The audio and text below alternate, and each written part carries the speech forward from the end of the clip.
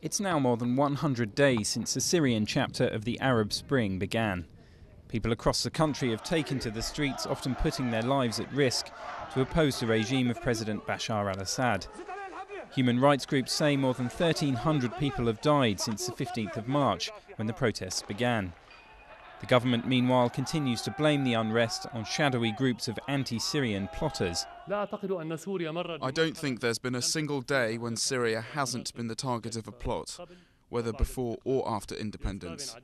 This is for various reasons, some linked to the importance of its geographical location, other to its political positions.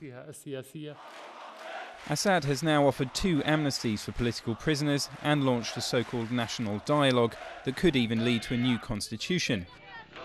But the proposals seem to have cut little sway with protesters, and some believe opposition to the government has now reached a tipping point.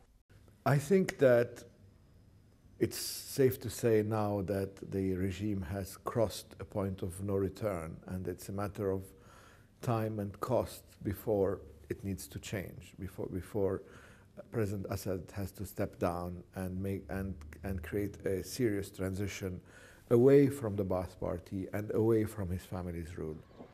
The international community has also weighed in with financial sanctions on certain regime members. While the political stakes are raised ever higher, the humanitarian dimensions are worsening by the day.